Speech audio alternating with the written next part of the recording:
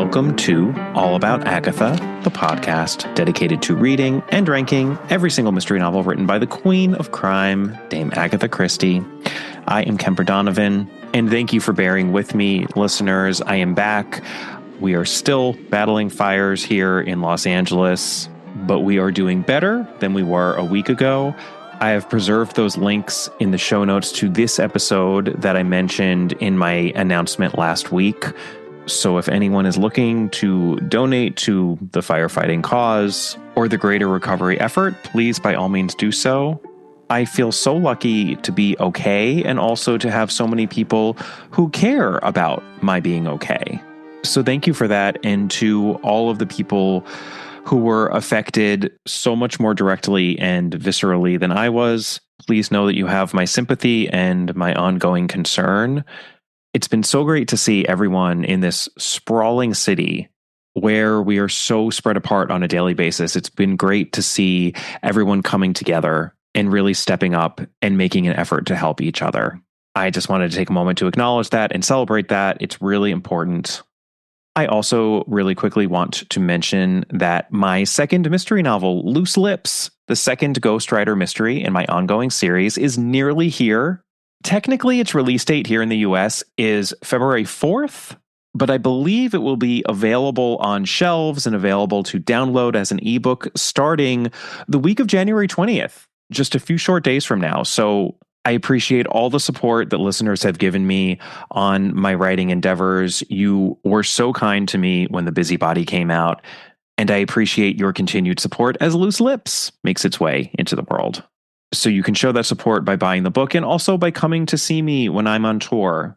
And I will be here in my hometown of Los Angeles doing two different events, one in Brentwood and one in Pasadena. Yes, those events are still on despite the recent fires.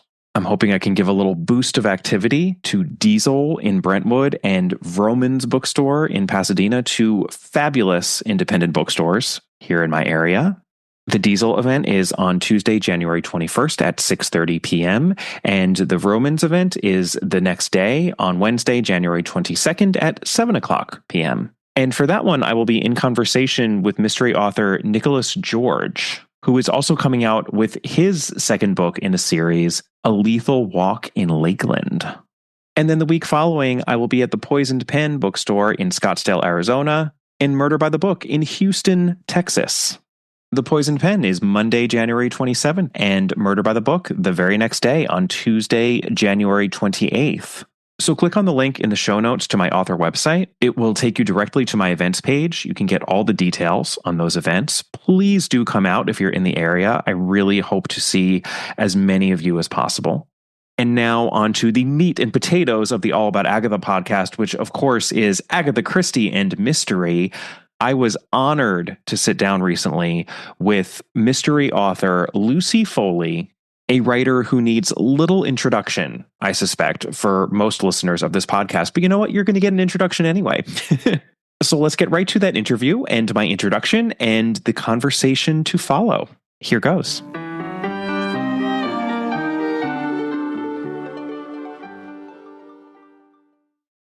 It is truly a milestone moment to welcome my next guest onto the All About Agatha podcast.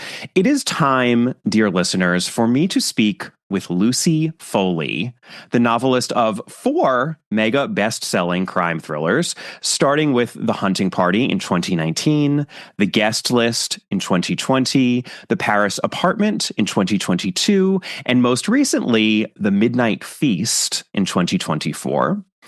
All of these mysteries feature closed circle situations in which any number among a limited cast of characters could have committed the murder that inevitably occurs. And this has garnered Lucy many a comparison to Agatha Christie. I have to mention the fact that my former co-host and partner on this podcast, the eternally missed Catherine Brobeck, who passed away at the end of 2021, she was a big fan of Lucy's and she always wanted to have her on the show. So I really wish that Catherine could be here today. But more recently, Lucy did something that ties her even more closely to Agatha Christie. She was one of the 12 authors who wrote a new Miss Marple short story for the 2023 collection, Marple, 12 New Mysteries. Hers was the first story in that collection, Evil in Small Places, which is a very appropriate title for a Miss Marple short story, and it's an excellent one within the collection. Lucy also recently wrote the foreword to my good friend Mark Aldridge's book, Agatha Christie's Marple, Expert on Wickedness. And I do know that Mark was talking up the All About Agatha podcast to Lucy. So thank you for that, Mark. He is partially responsible for this connection here that we are now making. I, like Catherine, am a big fan of Lucy's work, and I am so excited to be able to speak with her now. Welcome, Lucy. Oh, hi. Thanks so much for having me. I have to say, I am a huge fan, and I am so honored to hear that Catherine was a fan. That has made my day. Thank you. Oh, yes. No, she really, really was. I just finished reading out your bibliography, but I have to admit that I did not read out all the books that you've written because you actually wrote 3 books before you started writing the mysteries that I listed. Specifically, The Book of Lost and Found in 2015, The Invitation in 2016, and Last Letter from Istanbul in 2018. And they are a bit more romantic in nature, even though they all have character-based mysteries, or perhaps I should say suspense and intrigue at their core. So I wanted to start out by asking you about the trajectory of your career, how you got your start with these first 3 novels, and then how you went from there to writing the closed circle mysteries that you're so well known for today.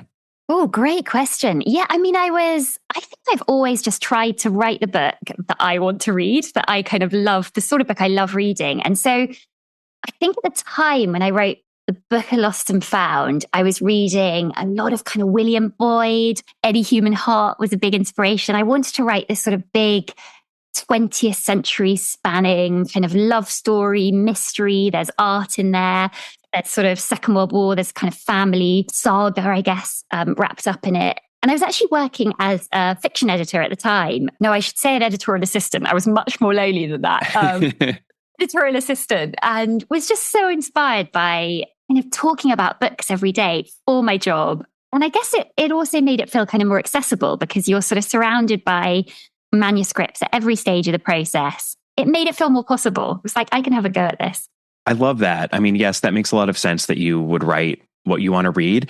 I was thinking about Mary Westmacott a little bit when I was thinking about those earlier books too. And just the idea that, I mean, we make these divisions between genre because obviously books have to be sold, but there's so many mystery elements in those books as well. It doesn't feel like, oh, there's a grand schism necessarily between those first 3 books and then the ones that are, you know, the more proper quote unquote mysteries.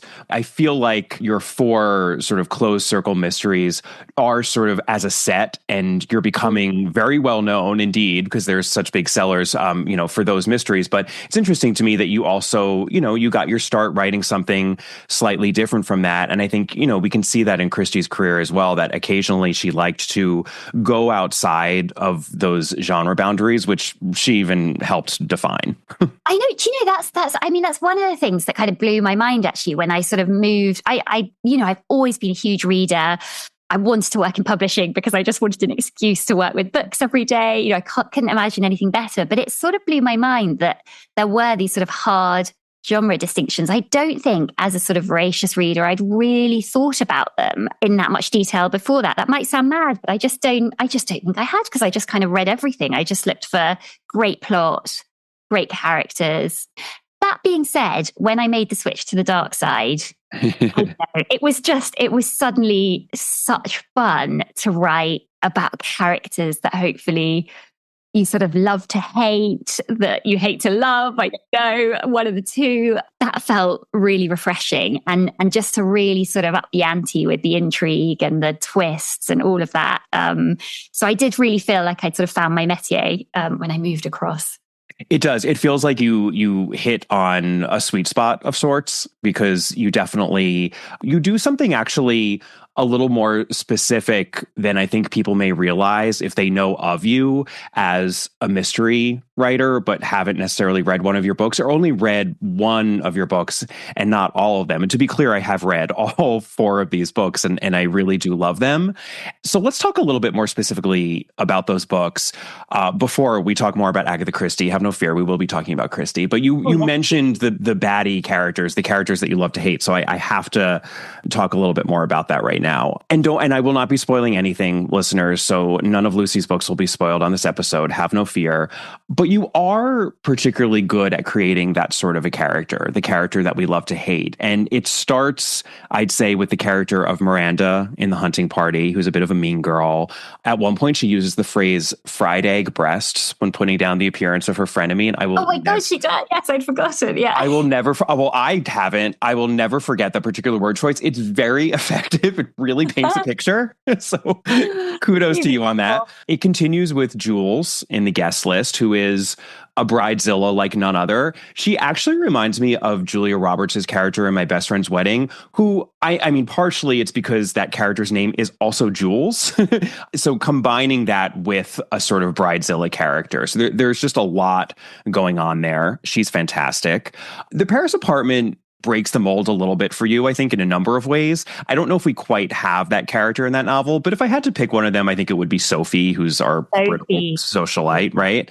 And then the baddie character truly culminates with Francesca Frankie Meadows in your most recent novel, The Midnight Feast. And as I said, I'm not going to spoil anything, but these baddies don't always play the same role. Some of them might be the murder victim, some might be the murderer, or at least involved in the murder/murder cover-up. Some might be merely suspects who did nothing. They could be red herrings. But they're all incredibly fun to read. I could feel you delighting in the ridiculousness of all of Frankie's New Age mindfulness and meditation, and you just know that this is a facade that is eventually going to crack. And I was thinking about it, knowing that I was going to speak with you, and it's almost like you've created this super elaborate mask with all these women, and the whole novel, we're waiting for that mask to fall away, which injects the story with a suspense that actually has nothing to do with the solving of the murder. So it's this extra and significant source of suspense. And in that they are all women, it's also a gender-specific mask, and I know that that is not an accident. So I just love if you could talk a little bit more about these characters and how they function in your mysteries, because they really are some of my favorite parts of your work. Oh my goodness, that's such an interesting point about the sort of second strand of suspense. I hadn't kind of knowingly thought about it like that, but I think that's so true. I mean, these characters, why does this sort of character keep reappearing? I don't know. Funny enough, talking to someone the other day, this is sort of quite sad. Well, it's not sad, but it's sort of past, childhood kind of trauma, or not trauma, but like awfulness. I was quite badly bullied when I was 8 till about 11, I think, by this sort of very kind of domineering girl who sort of pretended to be my friend until I actually joined the school that she was at. And then she was sort of queen bee there and I was the new girl. And I think she sort of felt she had to put me in my place. And so I did wonder, when I sort of realized this the other day, I was like, am I working through something there? Is this some sort of justice? I keep sort of sending her up in fiction in various different ways. I don't know. But I also love, I also want you to perhaps empathize a little with these characters, some more than others. I don't want them to feel like cardboard cutout baddies. I mean, Francesca's probably my baddest baddie so far. She was just such evil fun to write. A lot going on there. I mean, I love the idea of women being allowed to kind of be bad, the protagonist being a sort of awful, rather than just the kind of beautiful corpse. I love sort of playing around with that. I love TV series like Industry, where actually have you watched it? I haven't, actually. It's so good. But you've got these 2 female protagonists. I mean, they are really leading. You've got Harry as well. He's a sort of third protagonist, I guess. You've got these three sort of young, they're initially sort of new graduates at this firm. But the 2 young women are awful. They're awful to each other. They're kind of Machiavellian and scheming, but you also really want them to get away with it. They do some terrible things, but they're just such fun. They're so complex, but they're also, in some ways, sympathetic. So they're almost, I guess, like these sort of, and I won't go as far as to say Tom Ripley because he is a kind of true sociopath, but they have Ripley-esque elements to them. And I think that's something I'm kind of interested in playing with these characters. I think that's fair. I mean, it is interesting. And, you know, as you're speaking about all of them, I do think Frankie, in a way, I mean, she really is at the extreme end of this spectrum because she is the most Ripley-like, I would say. But I do appreciate the fact that I think, especially all the other characters that I mentioned, I mean, they don't necessarily feel like sociopaths, or they at least feel like people that we come across and deal with and interact with in our daily lives, which I think is very helpful for drawing us into the story. And that suspense that I mentioned, I think is just, it's suspense that we encounter, you know, in our lives, which is why mysteries are so, I think, so effective, because we're all wearing masks. We're all to, you know, a certain extent engaging in pretense just as we go about our lives. But there's something so enjoyable about these characters in particular. But I love the idea that you're exercising some demons. Do you know if that person has read your books at this point? You probably have no idea what they're up to. Huh? No, I've since bumped into her. It's weird. You know, some people you think, will I ever see that person again? You never do. And it's kind of tragic because you sort of, you like them, but your lives just don't sort of overlap any longer. But I have bumped into her, I'm not kidding, about 4 times in my adult life. Wow. Airport, in a shopping center, in a restaurant. It's weird. And she's lovely. She's absolutely lovely. But maybe she's Francesca. Maybe she's wearing a mask. You know, I don't know. She's got a successful rebrand, but it's not true. It's all a front. But also, you know, thinking of this particular person, thinking of these characters I write, they're sort of golden girls. They're kind of glittering. You kind of want to be near them. And I think, you know, as a teenage girl, those sort of, it's almost like someone you have a kind of weird sort of crush on, but you also know they're a bit evil, but you sort of want to be in their friendship group because I don't know, they have a kind of charisma and aura that you want to be part of. And actually both Francesca and Miranda, now I think about it, certainly their kind of teenage selves, they're sort of where the fun is. They're where the party is. Even as they're being a bit evil, you kind of want to be part of that world. And as teenagers, we're just not good at knowing kind of where our boundaries are and to sort of call out bad behavior necessarily when we see it. And that's very much the experience of kind of the teenage Bella in The Midnight Feast. So it was sort of exploring all of that as well. Absolutely. And, you know, I didn't think about this until you were literally just talking, but I think a lot of your books are also built on characters who have known each other a long time since they were children and certainly teenagers. And you always fall back into that. It's very hard, I think when we're adults and we meet people on our own terms, when we have all of our faculties about us as adults and we know who we are and what we're doing in the world, that's one thing. But then you get sucked back into those teenage dynamics with the people who you knew back then because you just do. And that's certainly a big part of the hunting party. I mean, that's a main theme of the book. But even in Midnight Feast and also in the guest list, I mean, these are characters who have known each other since formative years. And I think those dynamics are very much at play. You know, the person who's repellent and attractive at the same time, but in that fun, flirty, villainous way, which I think is much more seductive when we're younger and don't have as good of judgment. So it makes a lot of sense that there's that past history within so many or among so many of your character groups. Does that make sense? Absolutely. Absolutely. Yeah. Yeah. Oh, I love that. And this will be a good transition back into Agatha Christie. But like the thing that I actually love about your books is that they are Christie-esque in that they're closed circle mysteries. And I think you're doing a lot of similar things to what Christie does. So I understand why you get the comparisons to Agatha Christie, which I'm sure you don't mind. Oh my goodness. So But you're also doing very different things. I mean, thematically, like these sorts of thematic preoccupations, like, you know, with these baddie characters or these characters who have known each other for a long time, like it feels they're contemporary and original and feel like they're coming from someone other than Agatha Christie. It doesn't feel like you're trying to imitate Agatha Christie, or it feels like the best sort of imitation and that a lot of it is structural, but then these books are coming from you as a person with your own experiences, apparently of being bullied when you were younger and perhaps working through some things. Yeah. I mean, I literally only had this revelation about a week ago, but it suddenly makes sense of quite a lot. It's like, oh, gosh, yes, in terms of creative inspiration. Yeah, no, I mean, I thank you for that. I think that's right. I think in terms of my vintage inspirations, I always think I've got my kind of unholy trinity of female crime and thriller writers who inspire me. So I think of, but this is sort of what I say, but it's not true because obviously Christie does so much more. But I think I've got kind of Christie for plot and just the brilliance of that. I've got kind of Daphne du Maurier for atmosphere and Patricia Highsmith for character. And those are my kind of inspirations. But obviously Christie, you can go to for all three of those things. So it's not really true, but it's a nice thing to say.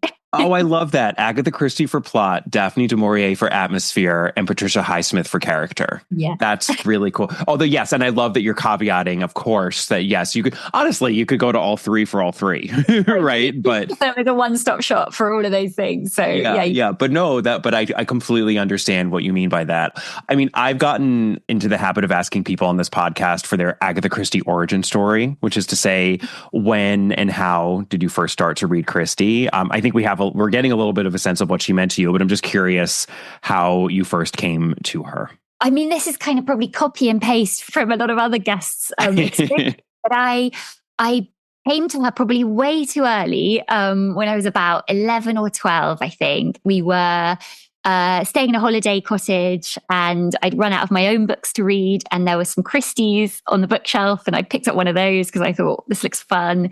And I think it was actually Murder on the Orient Express. So, start big. I was just obsessed. I could not stop reading that book. It just felt such fun, so transporting, so clever. And I think that's the thing. I think you can read them at any age, because at kind of 11 or 12, I was just reading it. There's so much darkness in that book, actually. When you think of the backstory that brings all those characters there. Sure. But that went kind of totally over my head. And it was the puzzle element. And so that's the thing that I was drawn to first. And then, of course, over the years, I've come to appreciate so much more about the books. But that is my origin story. Oh, that is great. I know. I'm convinced now that every single holiday cottage in the UK is just packed with Agatha Christie's, because I think almost every British person is like, well, I was on holiday and I... They totally are. They are, because she's everywhere. She's everywhere, as she should be. I mean, I guess they're everywhere in the United States too, but maybe not quite as packed into the Airbnbs, and little vacation spots here. But no, I mean, that makes a lot of sense. And that sounds like the perfect age to have picked up a Christie. Well, that's magical. Funny enough, I was also going to say I had a similar experience with the Lord of the Flies. And I read that when I was about 11. And that was definitely the wrong age to read that book. And it kind of messed me up so much. So, I'm sure they gave you nightmares. Oh my goodness, the pig. No, Christie was fine. It really only came to appreciate the darkness later, Yeah. Anyway. Well, that's what's so brilliant about her, that she can be read on so many different levels and in so many different ways. So it's, absolutely. I think why so many kids are able to use her as a bridge in that way without even losing anything. So I'm curious, do you have a favorite Agatha Christie novel? And if you do, I'm also curious if it's the same for you as a writer versus a reader. Goodness me, such a difficult question to answer as a Christie fan, because I go to Christie for so many things. Having said plot, so if I'm going to choose plot, even that's difficult. I mean, it's a really obvious one. And Then There Were None. I mean, that book is, I think, flawless. It's absolutely flawless. It's just so brilliantly done. It's got no fat on it whatsoever. I think, to be honest, that in a way fed into my kind of origin stories in terms of the thrillers, not knowingly, but I did start writing The Hunting Party, I think a few months after watching. It's actually the Sarah Phelps adaptation of which then took me back to reading the book again and remembering how brilliant it was.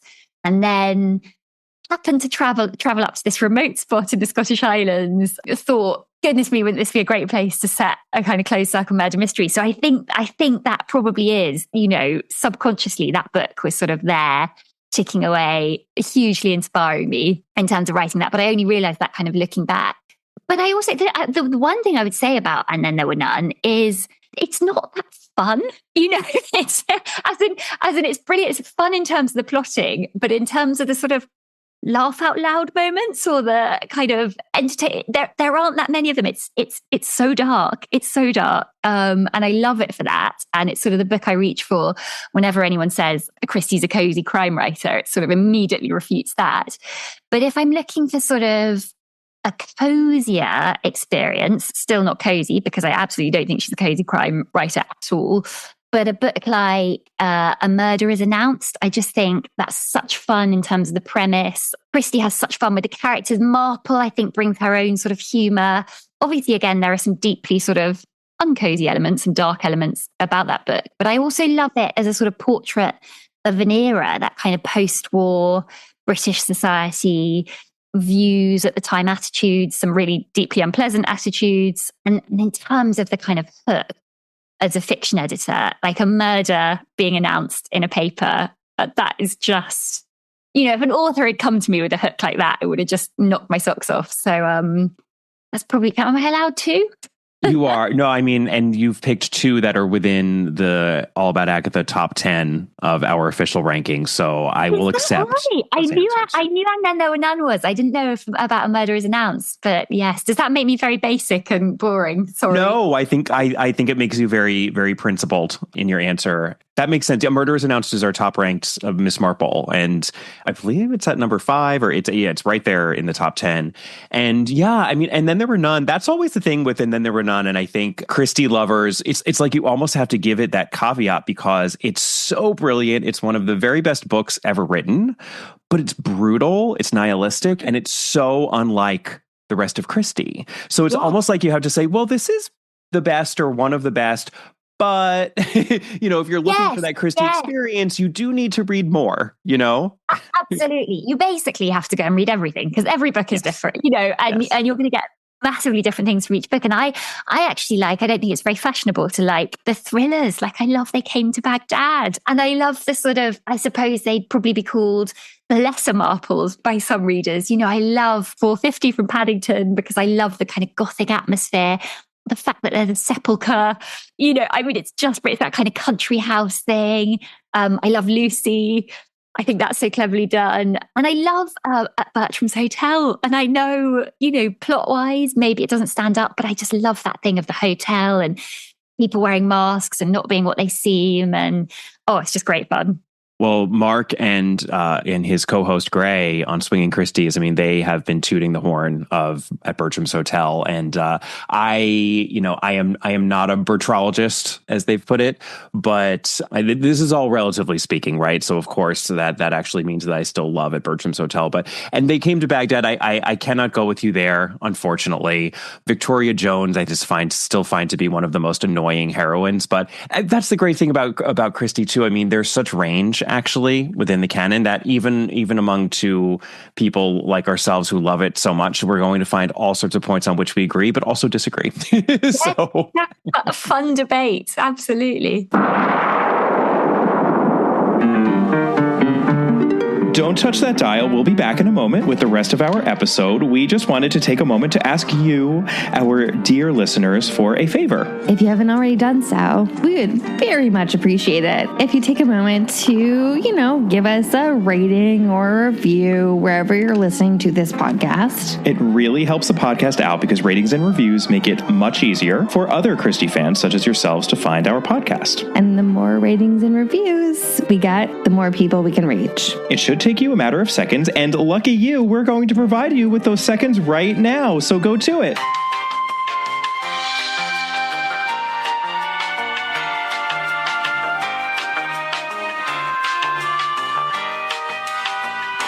Thank you so much. And now, back to our regularly scheduled programming.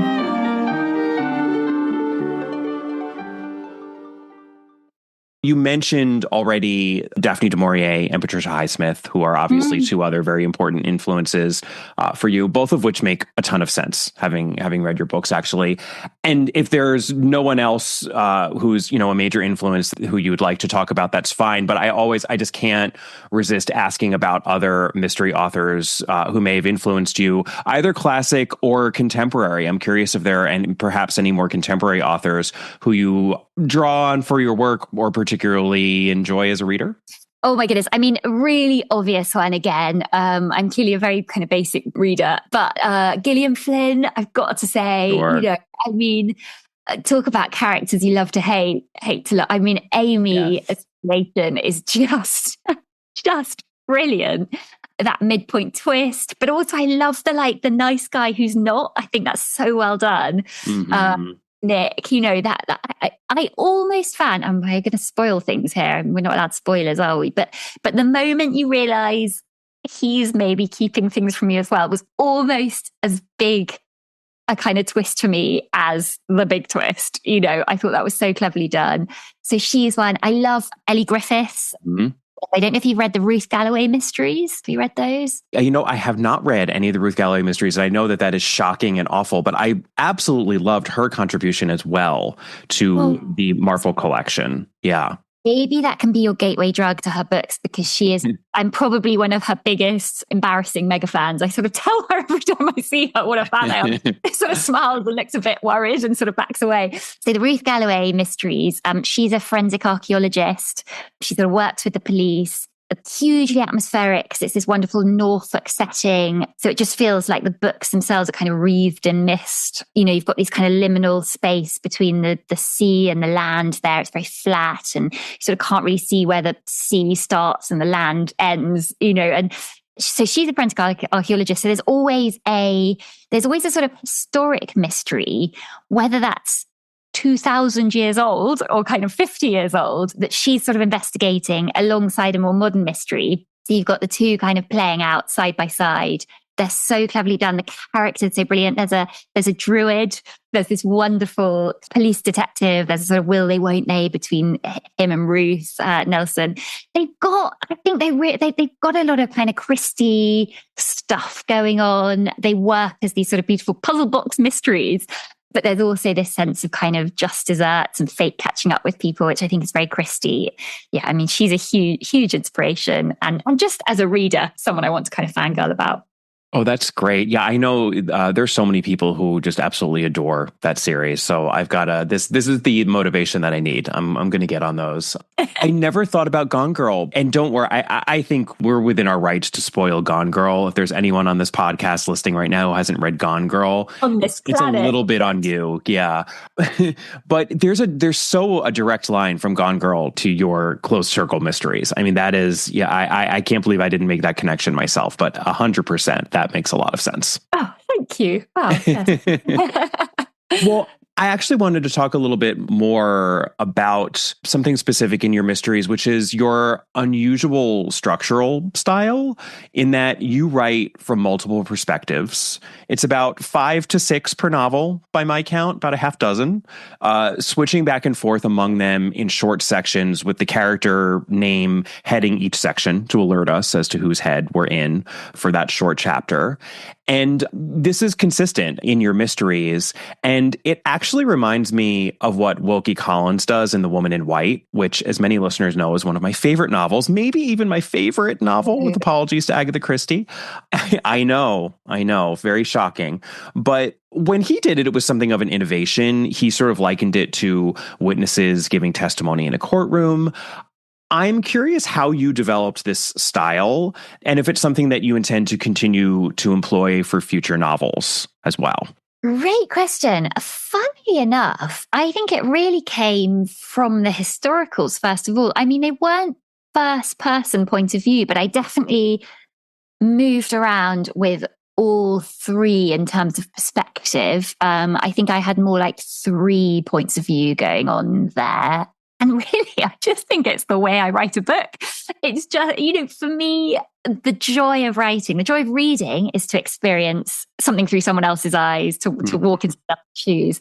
And for me as a writer, I think I'm just greedy. I want to have the experience of jumping into different people's brains. It's a horrible metaphor, but you know what I mean.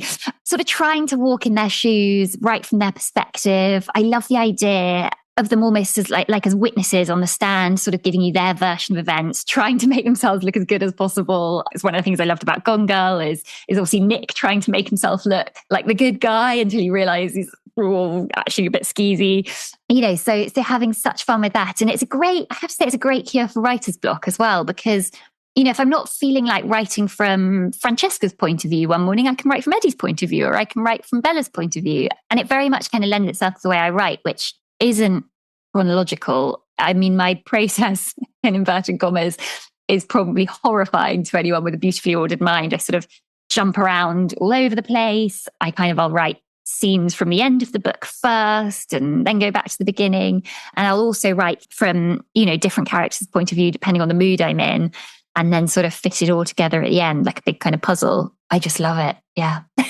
That's so interesting. Yeah. And I think the thing that makes it so unusual is that you're not just writing from different characters' perspective. Like they're not third person, they're all first person, right? Mm-hmm. So like we are truly jumping into, as you said, like the brain of each person as we jump from character to character. I think there are a lot of books that do feature sections where it's like, okay, now I, third person, omniscient third person narrator, am going to tell the story from this character's close perspective. And now this character's, but what you're doing is saying, no. Hello, I am so-and-so, you know, within the story. And now hear my thoughts. And I'm going to be speaking to you directly in the first person. And then boom, boom, boom, boom, boom, boom, boom, and switching. And then obviously we revisit each of those characters many times, which is also why you have the short sections, because we really do get to spend a significant amount of time with every one of these characters by the time we get to the end of the book. But it's very unusual and does create for an interesting effect. And I think it's also, you know, the first person is so useful in a mystery, because if you're in first person and there's nothing omniscient about your perspective at any one point, it's very easy for people to misunderstand each other. It's very easy for people to misperceive, you know, what's going on or have various misapprehensions. And I think you can construct your mystery plot as the grand weaver above it all in a really clever way. And I'm glad that you already kind of broached this topic, but I was going to ask you about your process of constructing these mysteries, because they are puzzles. I mean, you have such a strong thriller element, and I think you're writing very much in that contemporary thriller tradition of a Gone Girl, but these are closed circle mysteries. There is a murder and there is a solution at the end. So given that you're jumping around like this, do you outline them at first, or how do you keep everything straight? No, so it's funny because I used to say, you know, I'm a pantser, I'm not a plotter. I write by the seat of my pants. That's the saying, isn't it? You know, I don't know what's coming. And actually, that's not true. And I've realized that kind of last couple of books is that actually I do have the outline, but I have it in my head and it's kind of fungible. And to be honest, as soon as I start writing, it starts changing, because that first draft is really getting to know my characters. I've known them for a while, you know, I've lived with them in my head for a while, but really I only get to know them by writing them. And you realize that's the point at which, you know, writers say cheesy things like they start acting on their own. But I think there is an element of that. And I think you start realizing that there's a better way of doing things, or actually that particular character that you've created wouldn't do things in that way that you've planned for them. And actually you're trying to kind of force plot on top of them, and you need to sort of sit back and work out a different way of doing it. So I do plot, but it's very loose and I leave room for surprises. And for me, that's where the real fun of the writing comes in. That's the really satisfying thing, is when in writing, you realize there's a better way of doing something, or you have a revelation, you have an idea for a twist, and it's sort of spooky because it doesn't really feel like you've generated it. It feels like the work has generated it in some way. It's sort of appearing rather than you thinking of it. Do you know what I mean? There's a sort of difference. It's like almost like you're an archaeologist and you've uncovered something rather than you're a sculptor and you're building something. Yeah, or you're a Michelangelo style sculptor where he says it's like you're finding the sculpture within the block of marble, right? Yeah, the stone is kind of, there's something, it's telling you. Yes. There's a kind of symbiosis going on there. So, I think in all four of the mysteries, I don't think the final murderer has been the person I thought did it at the beginning. That's a really clumsy way of saying that. But basically, whodunit has changed about a third of the way into writing. And that's just thrilling because, if it's a surprise to me, hopefully it's going to be a surprise to the reader as well. Oh, that's fascinating. So it really, yeah. Hey, that sounds pantsy to me because that's... it is. But not completely. It's like you've got like a little bit of scaffolding or of a safety net, so you're not completely falling on your face if all should go wrong. But you need enough freedom to really be able to experiment. It sounds a little bit, what I love, and one of, I think, the most major contributions that has been made recently in Agatha Christie scholarship is John Curran's Secret Notebooks, because we really, get a sense through them of what Christie's process was, since she didn't really ever tell us much about it. And it's a lot looser than I think people realized, and I think part of that is because she too didn't want to be bored. And she was such a, she had such a fertile creative mind that she, I think, needed a little bit of that freedom. And it's fascinating to me that so many of those stories, like it did change, or at least we'll never know at what point whodunit solidified for her. But I'll bet you that there were many books that she wrote where it didn't solidify until a third of the way through the book, just like you're saying. I was so relieved to discover that. It's not like, it's funny though, because you do, as a writer, you sort of sit up and you do events with other writers and they talk about their process, and you think, that's where you get such imposter syndrome, because I think they're a proper writer and they're doing it properly. And the way they're doing it, their kind of beautiful noteboard and sort of strings going between all their note cards and things and everything planned out to the kind of nth degree. That's how I meant to do it. And so it was I just felt really relieved and justified in kind of doing it the way I do it. When I sort of learned that about Christie, I thought, well, if she could do it, then I'm allowed to. Yeah, well, she's clearly sending herself up when she has Ariadne Oliver with like apples spilling everywhere and flyaway hair, and she's just a mess and everything. And it's, one of my favorite things about going to Greenway is you can still get a little bit of a sense of what her day-to-day life was like, because that house is stuffed with so much crap. And I say that in the most loving way. It's wonderful crap. It is invaluable, priceless crap. But oh my God, like that is not the house of a tidy person. And she was just someone, and like that. And I honestly think that that shows real talent, that like she doesn't need the precision. She was just able to kind of, find the order within the chaos, which makes it that much more perfect. So I think you should hold your head up with pride as to your process, Lucy. I'm going to use this on my husband, because he's a very ordered man. He sort of can't believe that his life is living with someone who's so chaotic. And I'm going to say, use penicillin, as an example in the past, but now I'm going to use Christie as well, I think. That's so funny. So I wanted to ask you actually about the Paris apartment specifically. So I know that's not your most recent novel. The Midnight Feast is your most recent, but as someone who's read your mystery canon, your 4 books that you've written in the closed circle model, I think that the Paris apartment is an interesting departure in some ways from what you've done in the other 3. The hunting party is set, as you mentioned, in this sort of isolated, snowy setting, in the Highlands. It's not easy to get around. We're, of course, very famously on an island in the guest list. And I was reading, I believe that initially you were thinking you might want to set that on a Greek island, but then you actually visited an island that was sort of like off the coast of Ireland, and were just inspired by that setting. Is that right? Right, that's correct. I couldn't make the Greek thing work either. I think I wanted the excuse of going on a research trip to the Greek islands, which are obviously amazing and beautiful. But I suddenly realized that the problem was I had a wedding and a Greek island, and I was trying to put a murder into it, and it just all felt a bit Mamma Mia with murder. Like a little too much.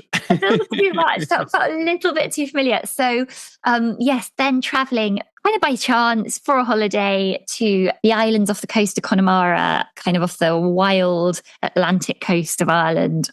oh my goodness, that was just, I just knew as soon as I stepped off the boat onto Inishbofin that was the spot, this sort of beautiful but wild place, nature red in tooth and claw, very isolated.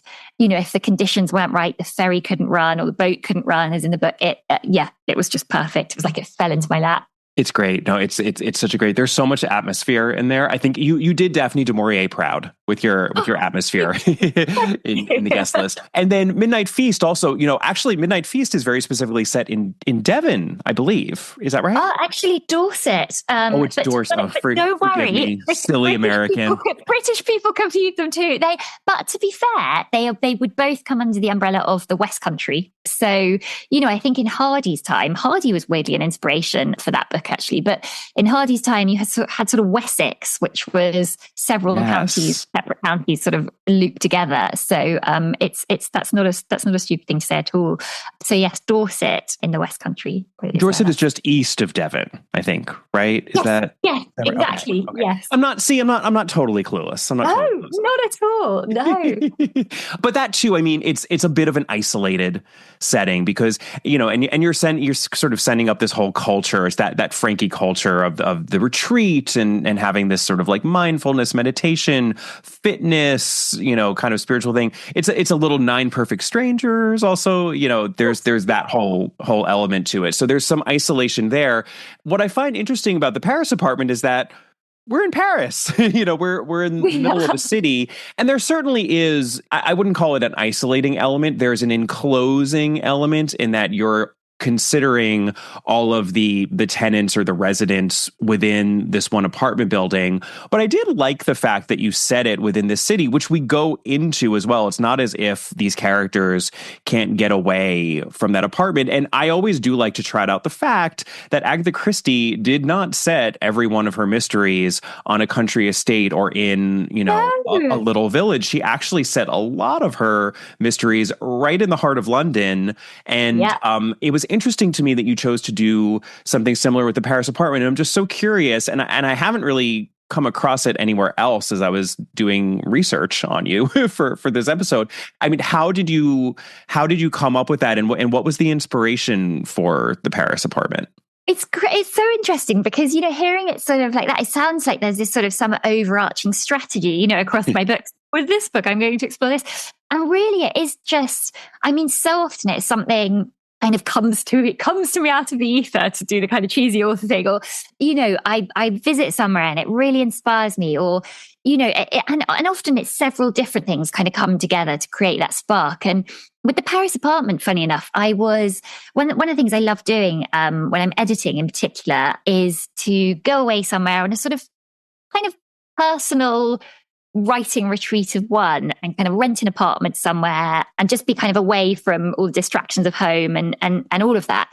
And that's what I'd done for the guest list. I was working on one of the late drafts of that, and I rented an apartment in a Parisian apartment block. I was spending a lot of time looking out the window, trying not to do my edit, watching my kind of temporary neighbours coming and going. And it wasn't nearly as glamorous as the apartment block in the book, but it was the kind of quintessential Parisian apartment block. There were things like the spiral staircase and the lights going out, halfway up the stairs because of the timer, fed directly into the book. But also the fact that when I was going to bed, late at night and kind of first thing in the morning, I would hear the sounds of something heavy being dragged across the floorboards upstairs. And it was weird. It kind of sent a chill down my spine. I thought, something going on up there, and it's going on at 48 hours. It was a bit kind of Edgar Allan Poe-esque as well,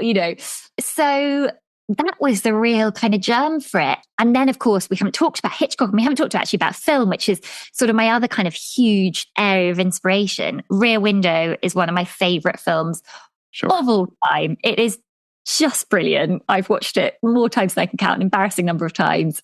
And so that sort of fed into it. There's the apartment. Sure. So much kind of in terms of the sort of filmic influence. There's a wonderful Audrey Hepburn film called Charade. Have you seen it? Oh, yes. Love it. Yes. So in terms of the sort of Parisian element, that fed into it. And then I think it was also a bit of a COVID book, if we're allowed to sort of say the C word, because I was writing it during COVID, and I think there was this sort of phenomenon of feeling suddenly very close to our neighbours in a sort of weird way, and looking at them with suspicion or noticing their peculiar habits in a way we probably hadn't before, where we had a bit more time and a bit more to sort of entertain us. And so I think that fed into it as well. Also, to be honest, the kind of longing to sort of be in a city and surrounded by people and go into crowded bars and sort of rub shoulders and all of that. So again, kind of total mixture of things that sort of all came together. But I had such fun with that book. I think some people absolutely hate it. I think it's a real Marmite one of mine, but I love it.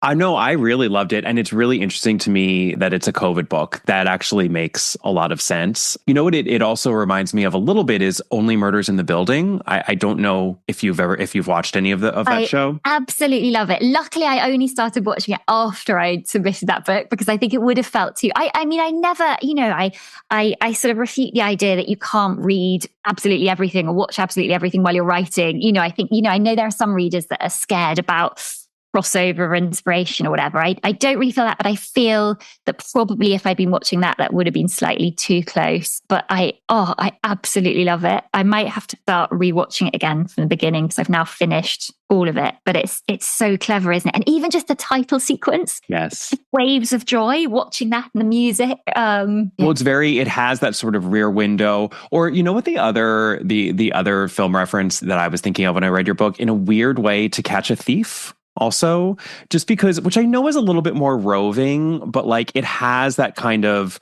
that little, adventure in a city kind of aspect to it, because they really do make forays into, and it features very much into the plot. I mean, there are places other than the apartment that are very significant in terms of the central intrigue as to what's really going on there.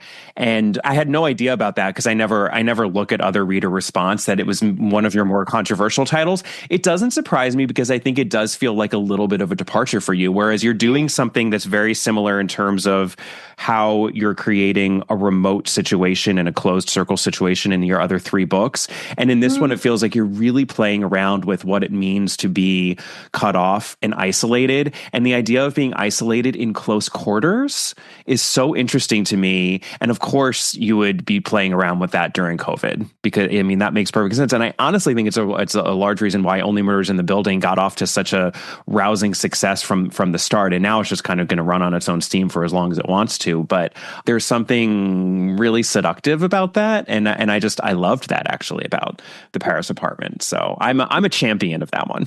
And I just remembered, of course, Rosemary's Baby, which I hadn't mentioned, which was also a huge inspiration. It was the kind of idea of the building itself. I always want my setting to be like a character in itself, but it was such fun to have a building to play with as well. So you almost sense that it's sort of slightly alive in some way, and that it's holding secrets and all of that. Oh my goodness, it's such a great book and film. Yes. Oh, love it.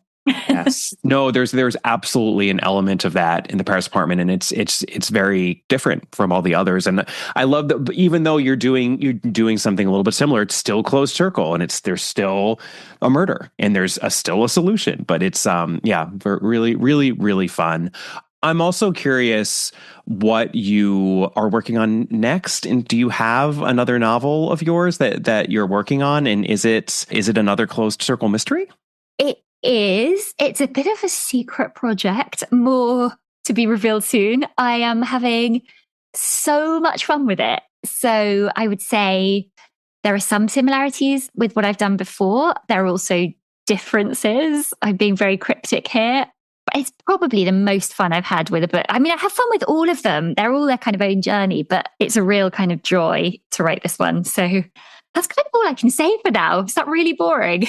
No, that's not boring at all. I think we are all very much looking forward to whatever you have to put out into the world next. And you mentioned film, and I have to ask, I know that there are a couple of these books, perhaps all of these books, have been set up in various ways in Hollywood or elsewhere, and I'm sure are on their own development paths, which can take years. So I'm curious if there is any news that you can share about any of these books and whether or not we may see them anytime soon.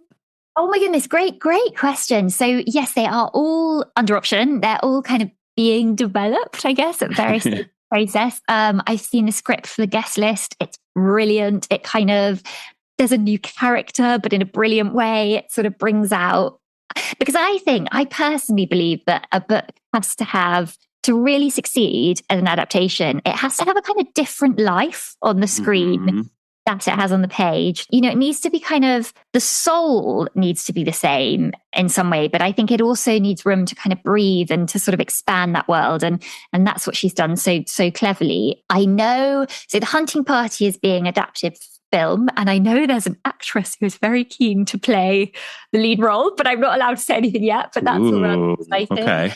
Midnight Feast is with the brilliant Dinner Party Productions and Universal. They've got some really exciting ideas there. They definitely want to set it in Dorset, which I love, and kind of be really true to this sort of sense of place. And The Paris Apartment was being made for film. It's now being made for TV. And again, there's a brilliant screenwriter writing that, and I think, see it quite soon. So really looking forward to that. Ooh, very exciting. Okay, so they're all in process, all moving along. It can take a long time. I say this with some knowledge, sitting here in Los Angeles since we're on this conversation. It's crazy how long these projects take, but I'm really crossing my fingers that one, if not all of them, will work out. Because I do think, I mean, given your inspiration from Daphne du Maurier and how much atmosphere really does, play a role in your books, and I think you do set them where you set them with such care. They feel cinematic when you're reading them, and I found myself wanting to see the screen versions. And I've gone on record about this so many times on the podcast, but I wholeheartedly agree with you that I think when you're adapting from one medium to another, changes have to be made. They should be made. They, of course, just have to be made in a principled fashion and for good reasons.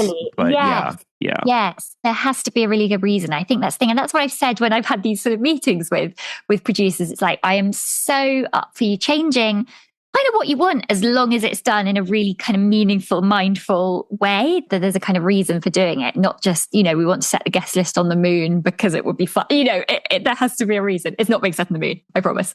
But, it's something I'm also really interested in doing myself. So watch this space, because I would love to write a screenplay one day. So I'm sort of hoping to, because I've got a sort of seat at the table with all these adaptations. I'm a sort of executive producer role, whatever that means. You'll probably tell me living in LA means nothing, but I'm sort of hoping to kind of learn from the pros a little bit before I have a go myself. I think it means what you make of it. And I have no doubt that you will make everything of it, Lucy. So no, I mean, absolutely. You should have a seat at the table. You wrote the book, like that makes a lot of sense. I hope that you do get involved on the screenwriting side. And I just have to mention, by the way, one of my favorite references in The Midnight Feast was to the birds. Because you have one of your characters talk about the fact that, Hitchcock's The Birds is based on a short story by Daphne du Maurier. This is something that Catherine and I actually discussed on a Patreon episode for our podcast. And a lot of people don't know that. And I think it's Ruby. She actually says that the original story is better, and she's totally right. And I say that as a Hitchcock lover and a du Maurier lover, and I'm sure you are the same, but that just means that the story is that good, because the movie, of course, is also extremely good. So good. And the story, I love Tippi Hedren. I love that kind of blue, greeny suit she wears. I love that. But I don't know, the story has its own atmosphere. It has its own thing going on. It's so, I feel like it's really cold. Isn't that the point in the story? I just remember reading it and almost feeling this sort of dry cold, because I think these birds are desperate because they're so hungry, and that's sort of what draws them in. And that just, talk about atmosphere. It was so palpable. I also, oh my goodness, have to do a whole separate episode about Daphne du Maurier. But, Don't Look Now, one of my favorite stories and films of all time. Oh my God. Good. So good. I actually, off of Catherine's recommendation, I hadn't watched the Donald Sutherland, Julie Christie Don't Look Now until just a couple of years ago. Just blown away. So I was thinking about it because he passed away recently, and that actually, he had so many amazing roles, but that is one of the best. Some of the best acting ever. Oh, absolutely. Absolutely. I actually watched it for the first time on my laptop when I was a student during a power cut. So I was literally sitting in the dark on a sofa watching a film on my laptop on my own. What was I doing?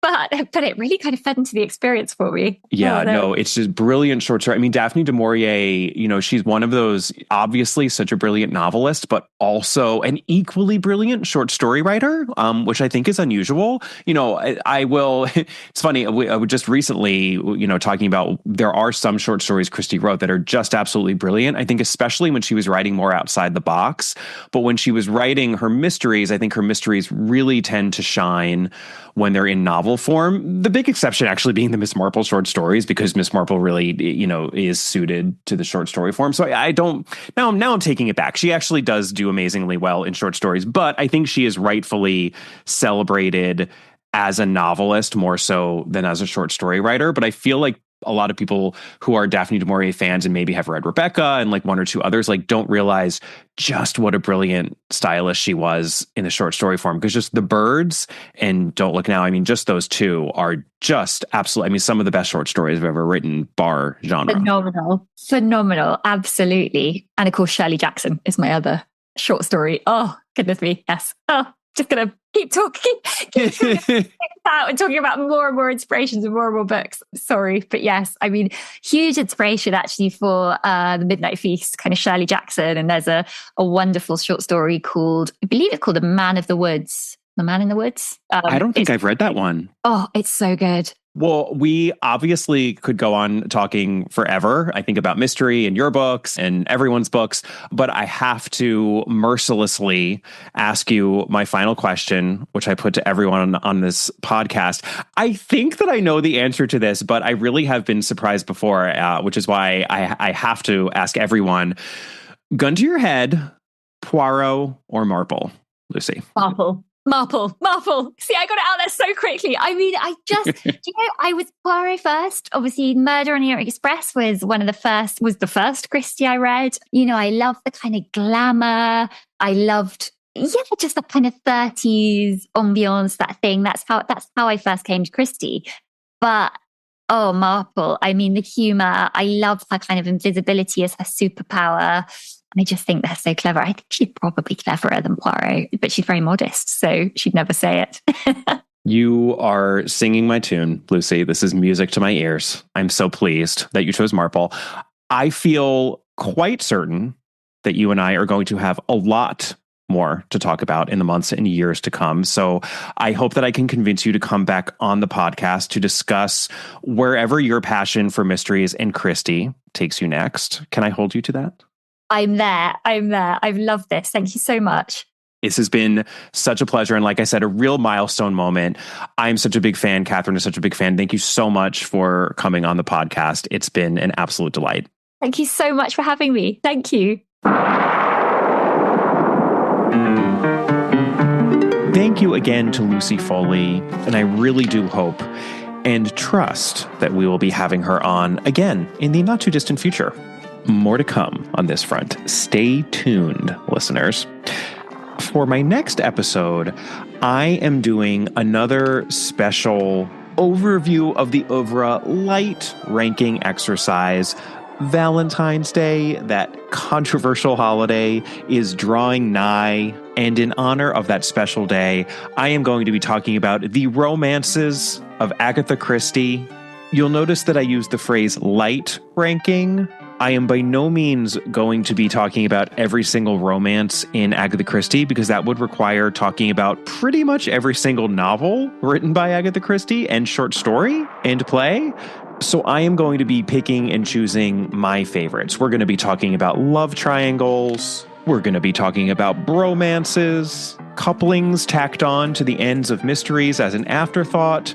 There's just so much to celebrate, so much to discuss. So that is going to be my next episode. As always, you can email me at allaboutthedame@gmail.com. I've been building up some good housekeeping messages for a nice juicy mailbag session sometime soon. So feel free to add on to that for me. I love hearing from all of you. You can find the podcast on Twitter at allaboutthedame and on Instagram at allaboutagatha. You can find me on Facebook at Kemper Donovan Books. And I have included some links for you to purchase my upcoming mystery novel, Loose Lips, the second novel in my Ghostwriter mystery series. It is coming out. It is nearly here. And I appreciate all the support I've gotten from listeners on my own writing endeavors. So thank you for that. Thank you for the continued support. And on that note, ratings and reviews, always welcome for the podcast. They continue to help me reach other people. They are so valuable. So thank you for those if you have already rated and reviewed the show. And if you haven't, what are you waiting for? It takes like 2 seconds. Give it a whirl. All right, I'll see you next time. Bye.